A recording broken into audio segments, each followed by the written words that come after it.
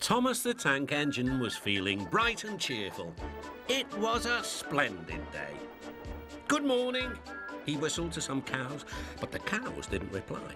Never mind, said Thomas, they're busy with their breakfast.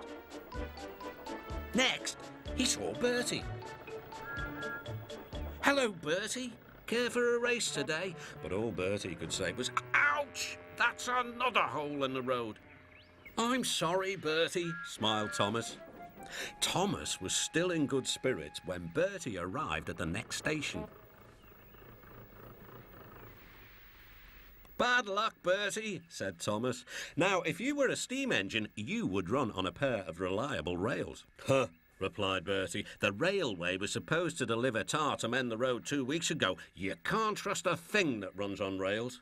I run on rails. You can trust me, Bertie. I'll see if I can find out what's happened. Thomas left Bertie and made his way along the branch line towards the big station by the sea. James was snorting about in the yard. It's too bad. Percy goes to work at the harbour and I do his job here, there and everywhere.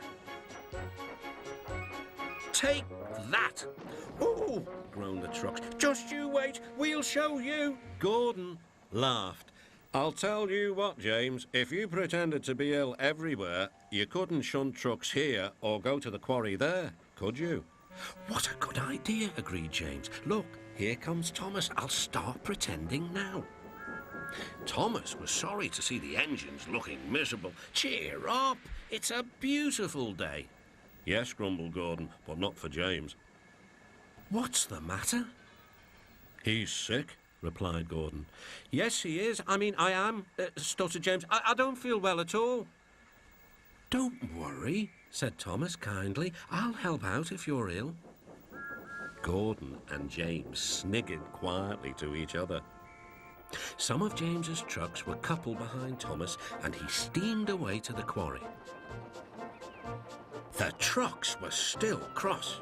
We couldn't pay James back for bumping us, so we'll play tricks on Thomas instead. One engine is as good as another. But Thomas didn't hear them. He collected all the stone from the quarry and then set off back to the junction.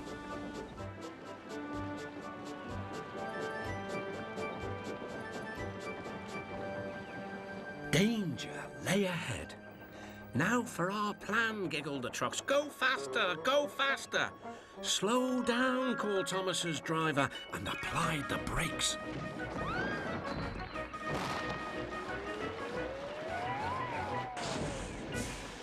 Poor Thomas stood dazed and surprised in a muddy pond as a toad eyed him suspiciously. Bust my buffers, muttered Thomas.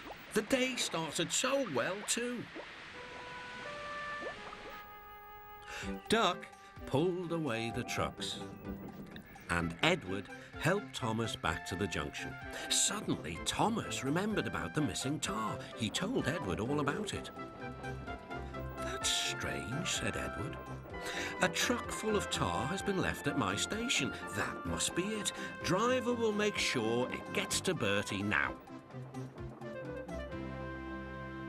Later, James spoke to Thomas. I'm sorry about your accident, he muttered. And so is Gordon. We didn't mean to get you into trouble.